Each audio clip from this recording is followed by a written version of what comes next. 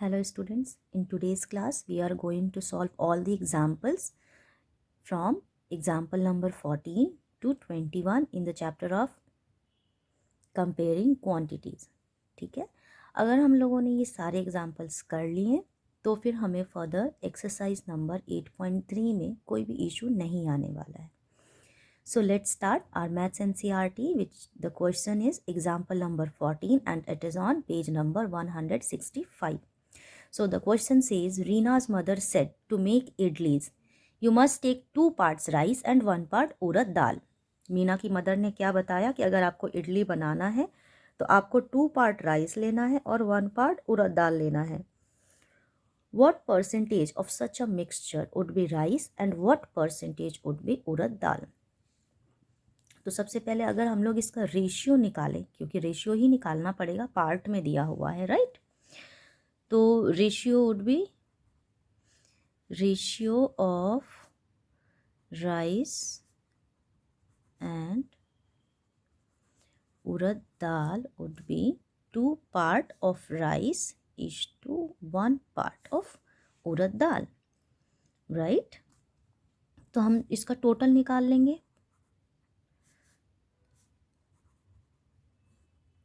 Total parts कितने हैं? 2 + 1 which is equals to 3. मैंने आप लोगों को इंट्रोडक्शन पार्ट में ये बताया हुआ है. अगर आपने नहीं देखा है तो आप प्रीवियस वीडियोस को चेक करो. इंट्रोडक्शन ऑफ 8.3 उसमें मैंने ये बताया हुआ है कि पार्ट्स अगर गिवन है तो उनको ऐड करके हम होल कैसे बनाते हैं. ठीक है, तो हमारा टोटल हो गया 3. तो हमारा इसमें रेशियो ऑफ राइस क्या निकल के आएगा? रेशियो ऑफ राइस 2 और अपॉन में टोटल पार्ट्स यानी कि 3. और रेशियो ऑफ उड़द दाल क्या निकल के आएगा? 1 है और अपॉन में टोटल यानी कि 3. अब इनका परसेंटेज निकाल लेते हैं. परसेंटेज ऑफ राइस, तो परसेंटेज क्या है? मैंने बताया हुआ है अपने इंट्रोडक्शन पार्ट में कि अगर किसी भी फ्रैक्शन नंबर या डेसिमल के साथ में परसेंटाइल का साइन नहीं है, वो पूछा गया है, तो फिर हम क्या करते हैं? इसको मल्टीप्लाई करते हैं 100 से. ठीक है, और जो रिजल्ट आएगा सॉल्व करके उसमें परसेंटाइल का सिंबल पुट कर देंगे. So it becomes 200/3 percentage, which is equals to, in a term of decimal, 3 6 18, again 3 6 18, 66.66% आएगा आपका इसका. आप चाहो तो इसको मिक्स्ड फ्रैक्शन में भी लिख सकते हो. कैसे? ये हो जाएगा 66 × 2/3%. सिमिलरली हम लोग परसेंटेज ऑफ उड़द दाल निकाल लेंगे. 1/3 × 100, ये कितना हो जाएगा? 33. हमें पता है सबको 33.33 आता है. ठीक है, या फिर अगर मिक्स्ड फ्रैक्शन में लिखें तो 33 1/3, right. So this is the answer. एक हो गया ये वाला और एक हो गया ये वाला. आप मिक्स फ्रैक्शन में भी आंसर्स को लिख सकते हैं. तो आप देख सकते हो कि ये कितना ज़्यादा इजी है सॉल्व करना. Example number 14, right. Given parts को हमें रेशियो में चेंज करना था, रेशियो को फिर परसेंटेज में चेंज करना था. So let's start our next example which is example number 15.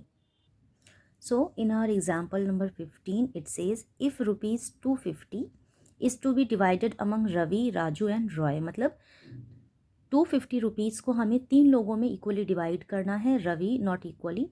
250 rupees को हमें 3 लोगों में डिवाइड करना है, रवि, राजू एंड रॉय में. ठीक है, ताकि Ravi gets 2 parts, Raju 3 parts and Roy 5 parts. आपको इस तरीके से डिवाइड करना है कि रवि को 2 पार्ट्स मिले, राजू को 3 पार्ट्स मिले 250 रुपीज़ का और रॉय को 5 पार्ट्स मिले सेम अमाउंट का.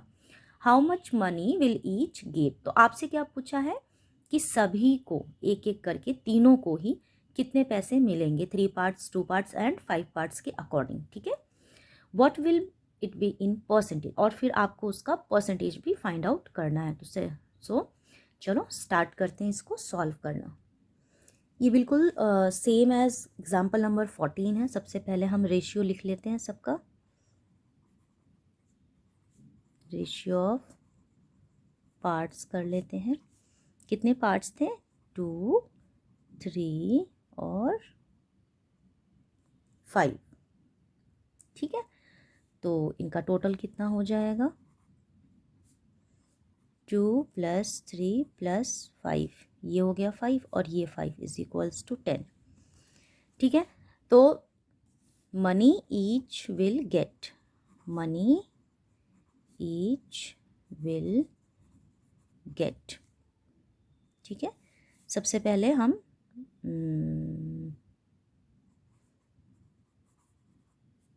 राजू का था ना, सबसे पहले राजू का निकाल लेते हैं। Ravi gets 2 part, sorry not Raju, हम पहले रवि का निकाल लेते हैं। रवि विल गेट, रवि का 2 पार्ट था, सो 2/10। ठीक है, और फिर राजू विल गेट, उसका 3 पार्ट था, 3/10। और फिर रॉय विल गेट, उसका था 5 पार्ट, सो 5/10। एम आई राइट? यस। सो देखो, मैथ्स को आप लोग जितना स्टेप वाइज करोगे, आप लोगों को क्वेश्चन रीड करना है, एक एक सेंटेंस को रिलेट करना है। ठीक है, एक एक सेंटेंस को, क्वेश्चन में दिए हुए एक एक सेंटेंस को आपको सॉल्व करते जाना है, तो आपके लिए वो मोस्ट ईजियर बन जाएगा। ठीक, सो ये तो हो गया कि अच्छा, अब ये तो हमने कितने पैसे उनको मिले थे, तो ये तो हमने सिर्फ उनके पार्ट्स लिखे हैं। उनको किसका 2/10 मिलना था? टोटल अमाउंट कितना था? 250 रुपीज़। ठीक है, तो 2/10 ऑफ 250, 3/10 ऑफ 250 और 5/10 ऑफ 250। तो उनको मनी कितना मिला? इन टर्म्स ऑफ मनी कितना मिलेगा? कितने रुपए? 25 2 ज़ा 50 रुपीज़, 25 3 ज़ा 75 रुपीज़ और 25 5 ज़ा 125 रुपीज़। फाइन, ये तो हो गया तीनों को मनी कितना मिला। अब क्वेश्चन का लास्ट सेंटेंस क्या था? What will it be in percentage, तो हमें परसेंटेज ऑफ मनी निकालना है। So percentage of money for each. ठीक, अब इसमें भी हम पहले रवि का निकाल लेते हैं। रवि के पास कितने रुपए हैं, उसका परसेंटेज निकाल लेते हैं। या तो आप डायरेक्टली 50 रुपीज़ का परसेंटेज निकाल लो, या तो आप, रवि को कितना मिला था? रवि का पार्ट क्या था? 2/10। अब इस 2/10 का परसेंटेज का मतलब 100% से मल्टीप्लाई, 10 से 10 कैंसिल आउट, तो ये कितना हो गया? 20%। फिर राजू का निकाल लो परसेंटेज, तो राजू का क्या था? 3/10, 3/10 इंटू 100%, तो ये हो गया 30%। और फिर रॉय का निकाल लो परसेंट, तो 5/10 इंटू 100%, ये हो जाएगा 50%। तो अब आप देखो एग्जाम्पल नंबर 15 जो है वो कितना इजी था। अगेन ये बिल्कुल सिमिलर था एग्जाम्पल नंबर 14 से, बस इसमें एक एक्स्ट्रा पार्ट पूछ दिया था इन टर्म्स ऑफ मनी, कि how much money each will get. तो उसके लिए हमने पहले सम निकाला, पार्ट्स का टोटल में से हमने मनी निकाल लिया कि टोटल 250 रुपीज़ है, उसका 2/10 पार्ट कितने रुपए होंगे। ठीक है, ये सारे रुपीज़ हैं। ठीक है, और फिर परसेंटेज पूछा था, तो सेम उन्हीं पार्ट्स का हम लोग परसेंटेज निकाल देंगे।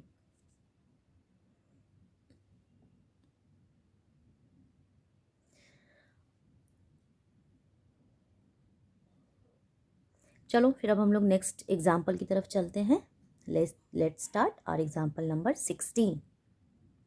एग्जाम्पल नंबर 6 में है कि a school team won 6 games this year against 4 games won last year, what is the percent increase. मतलब कोई स्कूल का टीम है जिन्होंने इस साल 6 गेम्स को जीता, जबकि पिछले साल उन्होंने 4 गेम्स जीते थे। राइट, पिछली साल मतलब 2021 में एग्जाम्पल ले लो कि 2021 में उन्होंने 4 गेम्स जीते थे और 2022 में उन्होंने 6 गेम्स जीते। तो ऑब्वियसली हमें दिख रहा है कि 4 से 6 हुआ यानी कि इंक्रीज़ हुआ है, तो वैसे भी हमें परसेंट इंक्रीज़ ही निकालना है। तो सबसे पहले इंक्रीज कितना हुआ हम ये निकालेंगे। तो increase in the number of wins,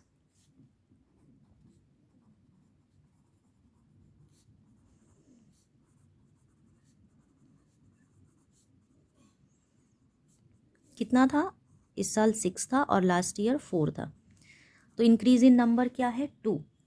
अब मैंने अपने इंट्रोडक्शन वाले पार्ट में इसका फॉर्मूला सिखाया हुआ है कि परसेंटेज इंक्रीज कैसे फाइंड आउट करते हैं। तो परसेंटेज इंक्रीज फाइंड आउट करने के लिए सेम चीज़, यानी कि increase in the number of wins, ठीक है, अपॉन में क्या था हमारा, ओरिजिनल नंबर ऑफ विन्स।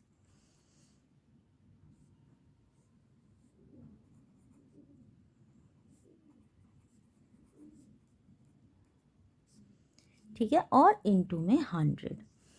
तो ये मैंने कराया हुआ था, इंट्रोडक्शन पार्ट में है increase percentage and decrease percentage, जिसमें मैंने बताया था कि इंक्रीज हो या डिक्रीज हो दोनों में ही डिनोमिनेटर में ओरिजिनल नंबर रहता है, इनटू में 100। बस यहाँ पर हमें increase in number of win या decrease in number of win निकालना होता है। Fine. So increase in number of win है 2, ओरिजिनल नंबर ऑफ विन्स क्या है, ओरिजिनल नंबर ऑफ विन्स क्या है, ओरिजिनल नंबर इसमें है 4,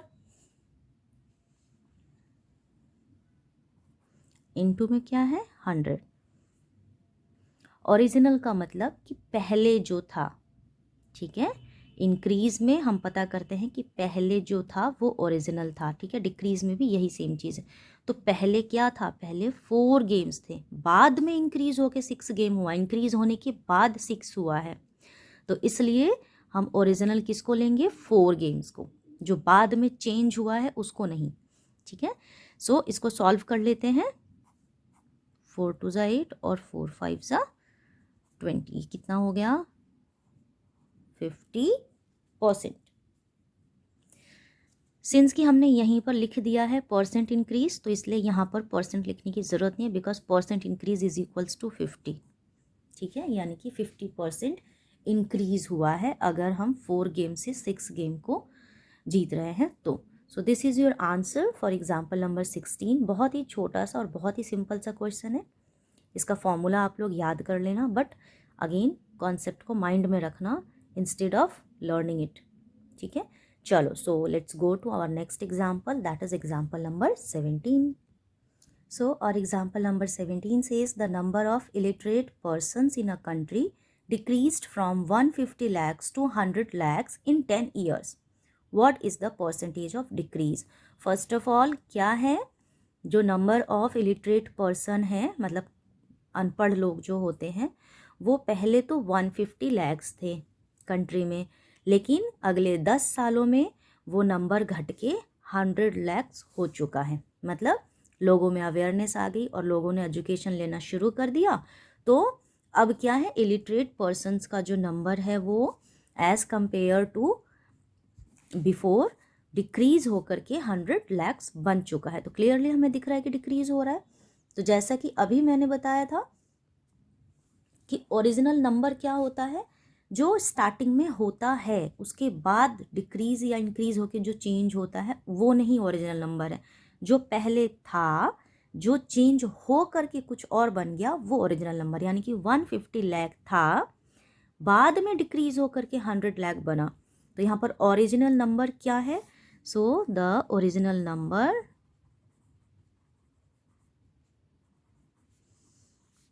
नंबर कितना है, 150 लैक्स है। फाइन। अच्छा, दूसरी चीज क्या है, चेंज इन नंबर। पहले 150 था, अब 100 है, तो कितना चेंज हुआ है, 50 लाख लोग चेंज हुए हैं, राइट, 50 लाख लोग कम हो गए हैं।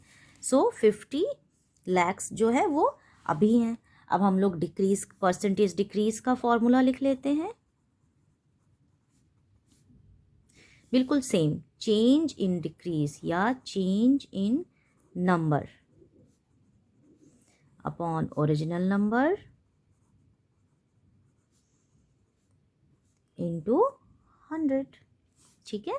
चेंज इन नंबर है 50, ओरिजिनल नंबर 150 इंटू 100, 0 से 0 कैंसिल आउट हो गया, ये हो गया 5 3 जा और 3 से 100 को करेंगे तो 33.33 या फिर 33 1/3, ये आपका आंसर आ जाएगा। तो आप देख सकते हो कि बहुत ही इजी है, आपको सिर्फ चेंज इन नंबर निकालना है और ओरिजिनल नंबर क्या था इसको पहचानना सीखना है कि ओरिजिनल नंबर क्या था इसमें जो डिक्रीज या इंक्रीज हुआ, वो नंबर वो आपका ओरिजिनल नंबर है। ठीक है, चाहे आप परसेंटेज इंक्रीज निकालो या परसेंटेज डिक्रीज निकालो, that's all. So let's move on to our example number 18. Example number 18 says the cost of flower vase is rupees 120. If the shopkeeper sells it at a loss of 10%, find the price at which it is sold. एक कोई flower vase है, उसकी जो cost है वो 120 rupees है। अगर जो शॉपकीपर है वो उसको सेल कर रहा है अपने खुद के लॉस पर, और कितना लॉस लेकर के 10% का लॉस वो बियर कर रहा है। ठीक है, बिक नहीं रहा होगा तो उसने सोचा चलो मैं थोड़ा सा लॉस ले लेता हूँ बट इसको सेल कर देता हूँ। ठीक है, तो उसने 10% का लॉस लेते हुए 120 रुपीज़ वाले वास को सेल किया। Find the price at which it is sold. तो आपसे क्या पूछा जा रहा है, सेलिंग प्राइस की। अगर 120 पर उसने 10% का लॉस लिया है तो बताओ कि उसका एसपी क्या है। ठीक, अब दो बच्चे हैं, एक का नाम है श्रेया और एक का नाम है पाखी।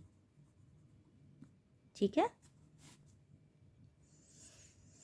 तो मैंने ये क्यों लिखा, क्योंकि एक्चुअली में इस क्वेश्चन को करने के 2 मेथड्स हैं। फर्स्ट है यूनिटरी मेथड,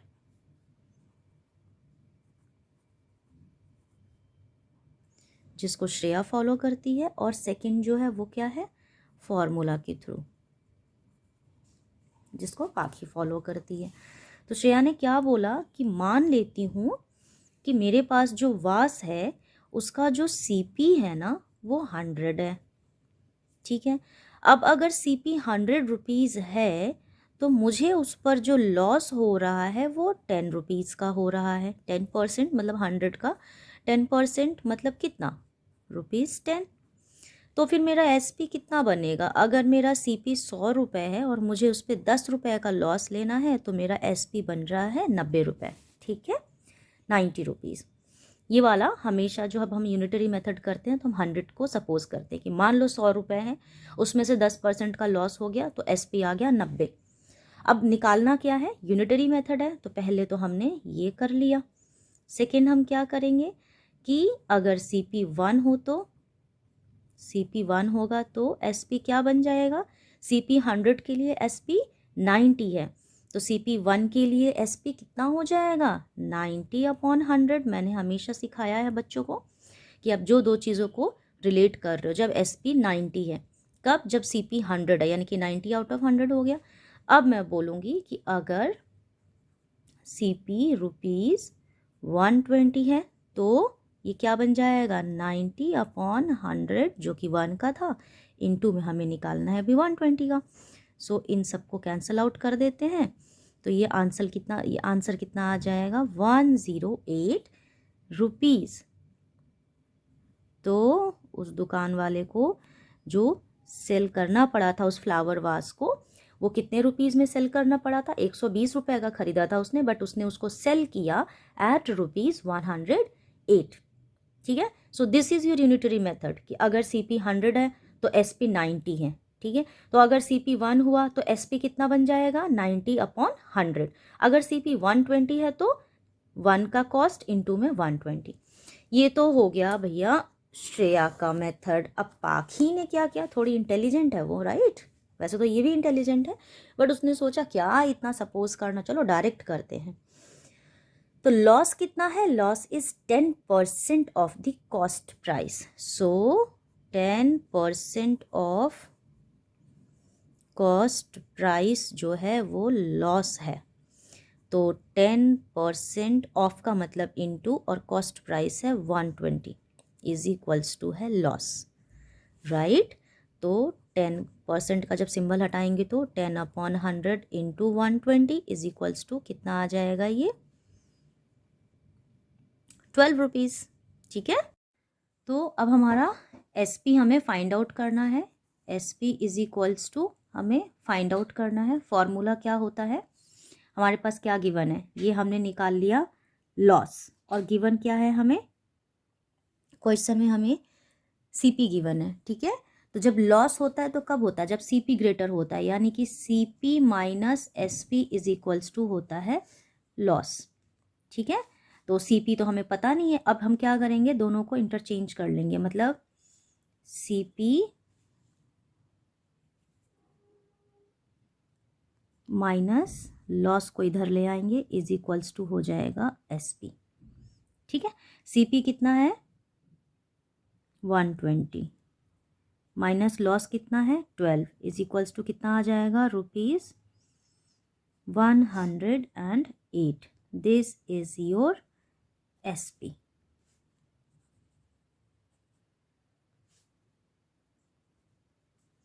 आई होप सबको ये समझ आया।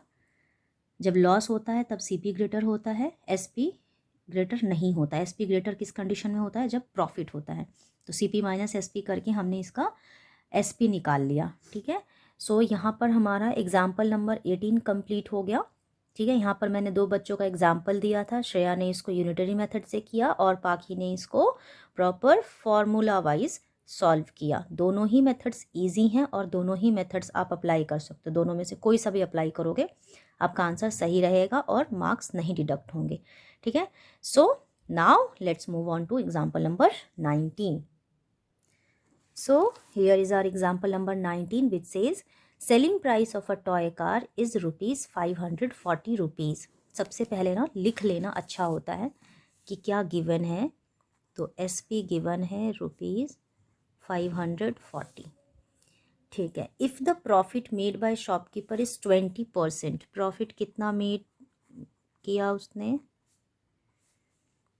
Profit made by the shopkeeper is 20%। What is the cost price of this toy, यानी कि आपसे क्या पूछा गया है CP। अब अगेन इसको भी 2 बच्चे सॉल्व करेंगे। First is Anusha and second is Ahana. ठीक है, तो चलो अनुषा का क्या कहना है कि अगर इफ़ उसको सपोज करना है, जैसा कि मैंने बताया था, तो सपोज क्या करते हैं हम लोग, if CP is equals to ₹100, तो प्रॉफिट कितना है 20% है ना। तो SP कितना हो जाएगा, CP 100 और प्लस प्रॉफिट कितना है ₹20, तो SP हो जाएगा ₹120। फाइन, अगर कॉस्ट प्राइस को 100 लिया तो SP हो गया 120। तो फिर अगर CP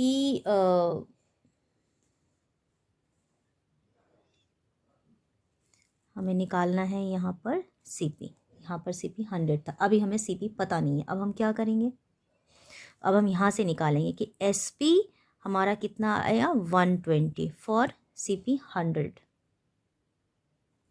तो यहाँ पर हम लोग क्या देख रहे हैं कि SP जो है वो ₹120 है फॉर CP 100 है ना। यानी कि जब SP 120 था तब CP कितना था 100, तो फिर CP क्या होगा, CP क्या होगा 100 आउट ऑफ 120 तो हो गया जब SP 540 है। ठीक है, तो CP क्या होगा, हमें CP निकालना है। तो यहाँ पर सिचुएशन क्या था इसको समझना है, ये बहुत ज़्यादा ट्विस्टेड है। CP when 100 rupees, SP becomes ₹120। ठीक है, तो फिर CP क्या होगा कब, अब CP क्या होगा कब निकालने के लिए पहले 1 का निकालना होता है, तो 100/120 हो गया 1 के लिए, जब SP 540 है। ठीक है, यहाँ पे ये क्लियर हो गया होगा आई थिंक। ये मैंने ऊपर में निकाला कि अगर CP 100 है तो मेरा SP है 120, तो फिर CP क्या होगा जब मेरा SP 540 है। ओके, तो CP को 100 सपोज किया था, तब हमारा प्रॉफिट था, मतलब हमारा SP था 120, तो फिर CP क्या होगा जब हमारा SP है 540। अब हम रिड्यूस करेंगे, 6 2 ज़ा 12 और 6 9 ज़ा 54, और ये हो जाएगा 50। तो ये कितना आ गया 450 रुपीज़। तो according to Anusha cost price will be 450 rupees. Fine. अब हम लोग अकॉर्डिंग टू अहाना भी कर लेते हैं। फर्स्ट ऑफ ऑल हमने यहाँ पर लिख लिया है कि प्रॉफिट कितना है 20% है। ठीक है। अच्छा, फॉर्मूला क्या होता है? फॉर्मूला वाइज अगर हम काम करें तो एसपी सेलिंग प्राइस किसको बोलते हैं? सेलिंग प्राइस तब बोलते हैं जब हमारा सीपी और प्लस प्रॉफिट दोनों को मिला दें। यहाँ पर हमारा एसपी, क्योंकि यहाँ पर हमें हुआ है प्रॉफिट, और प्रॉफिट कब होता है? जब सीपी और प्लस प्रॉफिट दोनों को ऐड करके हम सेल करते हैं। लाइक हमने 100 रुपये का सामान खरीदा, उसको हम और 20 रुपये बढ़ा के बेच रहे हैं तो 120 का हो गया। तो यानी कि हमारा सेलिंग प्राइस क्या होगा? सीपी 100 जिस पे हमने खरीदा था प्लस 20 रुपये हमारा प्रॉफिट, तो 120 हमारा सेलिंग प्राइस है। उसी तरीके से अब हम लोग फॉर्मूला वाइज करेंगे तो S P is equals to क्या होता है? C P plus profit. अब हम इसमें वैल्यूज़ को पुट करना शुरू कर देते हैं। एस पी कितना है? 540 है, इज इक्वल्स टू में C P as it is, क्योंकि तो हमें निकालना है। और बोला है कि ये जो सी पी है ना, ये 20% है, जो प्रॉफिट है वो 20% है अपने कॉस्ट प्राइस का। तो एक हो गया कॉस्ट प्राइस और दूसरा इसमें क्या ऐड होगा? प्रॉफिट, यानी कि 20% ऑफ कॉस्ट प्राइस, क्योंकि हमारे क्वेश्चन में बोला है कि shopkeeper made the profit of 20%। किस पे? सीपी पे। ठीक है। तो CP plus 20% of cost price. ठीक। अब हम इसको कैसे निकालेंगे? तो फर्स्ट ऑफ ऑल ये तो हो गया हमारा सीपी प्लस 20%, यानी कि 20/100। ऑफ का मतलब मल्टीप्लीकेशन, और अगेन सीपी तो हमें पता ही नहीं है तो एज इट इज़ हम लिख देंगे। फाइन। अब हम लोग यहाँ पर क्या करने वाले हैं? सीपी प्लस 20/100, यहाँ पर 20 सीपी समझ लो। ठीक है। तो हम ना इसमें से सीपी को कॉमन ले लेते हैं तो क्या बचेगा? ये सीपी बहुत तंग कर रहा है, तो 1 + 20/100 बचेगा। सीपी हमने कॉमन ले लिया। इसको थोड़ा सा रिड्यूस कर लो तो 2 5 10, तो सीपी हो जाएगा, sorry, is equals to CP into 1 + 1/5। तो ये कितना हो जाएगा? यहाँ पर सीपी को छोड़ दो, 5 1 = 5 + 1, ये आ जाएगा 6/5। ठीक है। अब यहाँ पे हमारा पैरेलली क्या चल रहा था? एसपी का कॉस्ट, यानी कि 540। ठीक है। तो अब यहाँ पर हमें सीपी निकालना है। यहाँ पर ये मल्टीप्लिकेशन में है तो इधर जा कर के ये डिवीज़न में आ जाएगा, यानी कि रेसिप्रोकल हो जाएगा। 540 इंटू क्या बन जाएगा? 5/6, रिवर्स हो गया, और इधर हो जाएगा सीपी।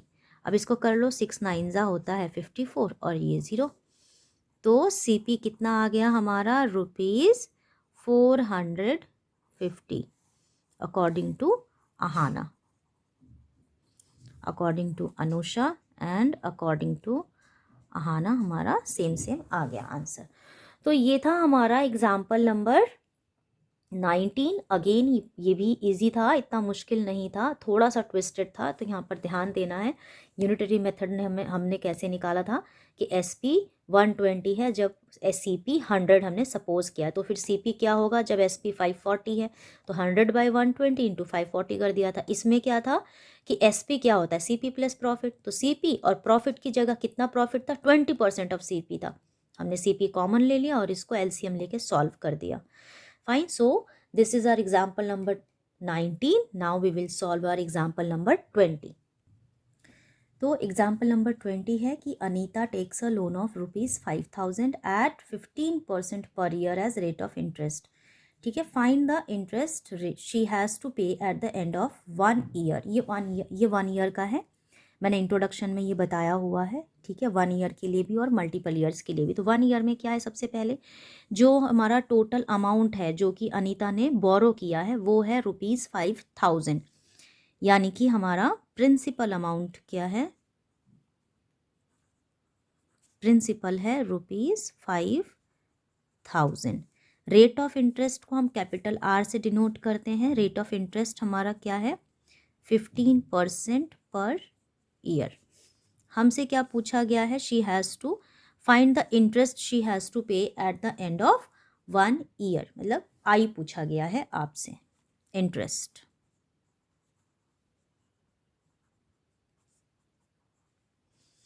तो अगेन प्रॉफिट एंड लॉस के सारे क्वेश्चंस को हम लोग 2 मेथड से कर सकते हैं, एक यूनिटरी और एक बेस्ड ऑन फॉर्मूला। तो सबसे पहले मैं आपको यूनिटरी बता देती हूँ कि मान लो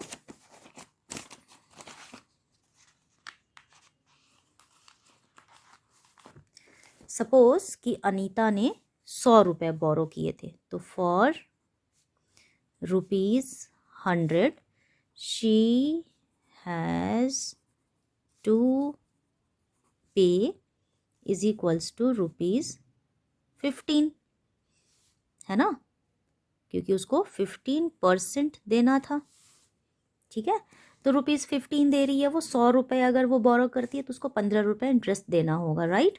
तो अगर मैं बोलूँ कि ₹1 का निकालो, तो फॉर ₹1 शी हैज़ टू पे 15/100, और एक्चुअली में उसने लिया कितना है, उसने लिया है ₹5000। तो कितना हो जाएगा 15/100 इंटू ₹5000। Let's solve. कितना बचा 15 इंटू 15, ये कितना हो जाएगा 5 5 ज़ा 25, 2 और 5 1 ज़ा 5 2 7, यानी कि ₹750। ये उसका होगा इंटरेस्ट जो उसको अकॉर्डिंग टू 5000 1 ईयर के बाद उसको पे करना होगा। ठीक है, तो ये तो हमसे इंटरेस्ट पूछा था तो हमने इंटरेस्ट निकाल दिया। अगर अमाउंट पूछता कि कितने रुपए उसको लौटाने हैं, तो फिर हम क्या करते, हम प्रिंसिपल को और इस इंटरेस्ट को ऐड करके बता देते, यानी कि 5750 रुपीज़ अनीता को पे करना है।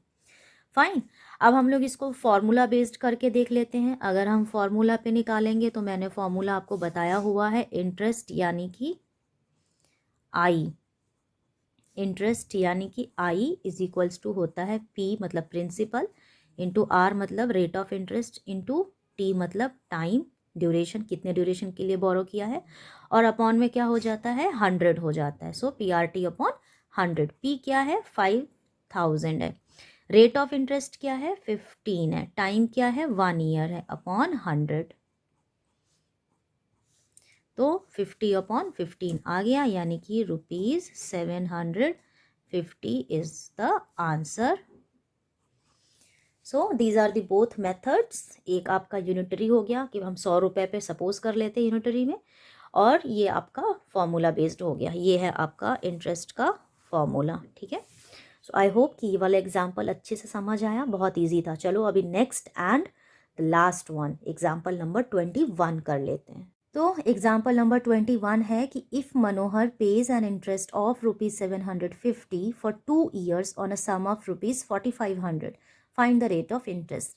First of all given things, pays an interest of ₹750, यानी कि क्या गिवन है, इंटरेस्ट गिवन है कितना ₹750, और क्या गिवन है, टाइम गिवन है, टाइम कितना है 2 years, और क्या गिवन है, प्रिंसिपल, प्रिंसिपल है ₹4500।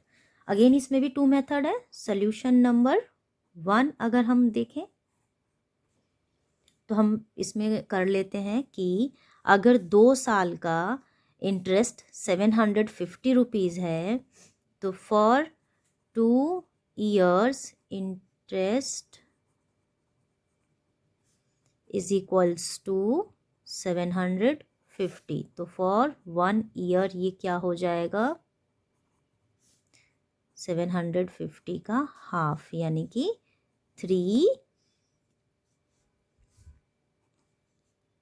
375 रुपीज़।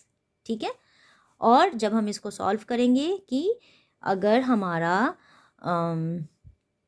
प्रिंसिपल जो है वो 4500 है, तो 1 साल में वो कितना पे कर रहा है इंटरेस्ट 375। ठीक है, तो अब हम कर लेते हैं कि अगर 100 रुपीज़ का होता तो क्या होता, अगर फॉर ₹100 वो कितना पे कर रहा है, फॉर ₹100 375 पे कर रहा है, सॉरी फॉर 1 ईयर वो 375 पे कर रहा है। तो ₹100 पे इंटरेस्ट कितना पे होगा, फॉर ₹100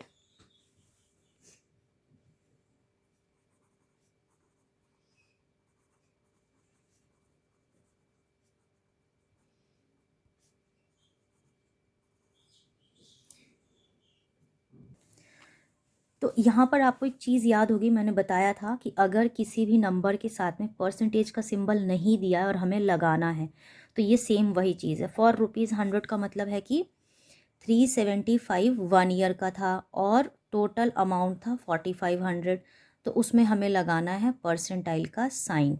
ठीक है, कि 100 रुपीज़ पर बताओ कि परसेंटेज क्या बन रहा है।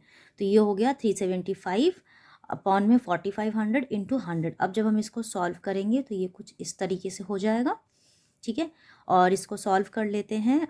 5 9 ज़ा और ये हो जाएगा 5 7 ज़ा 5 5 ज़ा और फिर से करेंगे 3 3 ज़ा 9 3 2 ज़ा और 3 5 ज़ा। तो ये आंसर कितना आ जाएगा 25/3%, या फिर इसको मिक्स्ड फ्रैक्शन में लिखेंगे तो 3 8 ज़ा 24, 8 इंटू 1/3, सॉरी मैंने 4 लिख दिया, 8 इंटू 1/3%।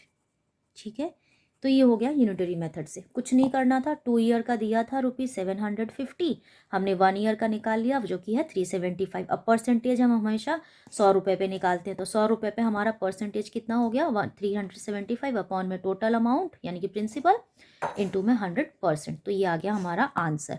अब अगर इसको हम लोग सोल्यूशन नंबर 2 से करते तो क्या होता, सोल्यूशन नंबर 2 से करते इसको।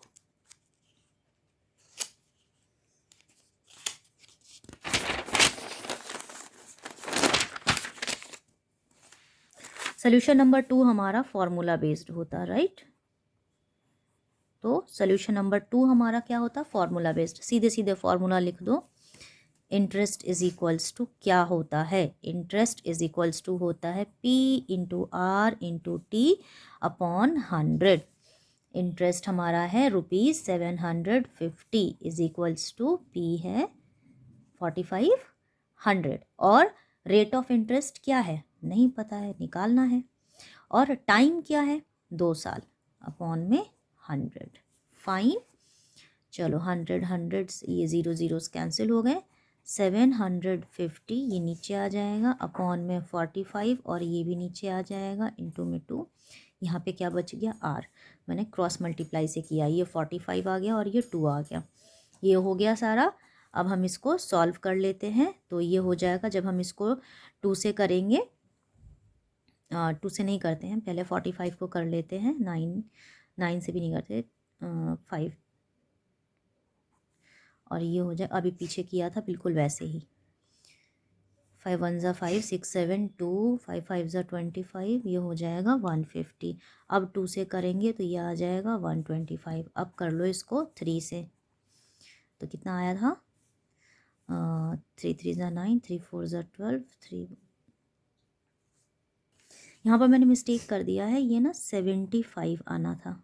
ठीक है, जल्दी जल्दी मैंने 125 कर दिया। जब 2 से जब डिवाइड करेंगे तो 2 7 ज़ा 14 1 और 2 5 ज़ा 10, तो ये 75 आना था। 3 3 ज़ा 9 और ये हो जाएगा 3 2 ज़ा 6 और 3 5 ज़ा 15, क्योंकि हमने पीछे भी इसका अभी अभी डिवीज़न किया था। तो ये 25/3% आ जाएगा, या फिर 8 इंटू 1/3% आ जाएगा रेट ऑफ इंटरेस्ट।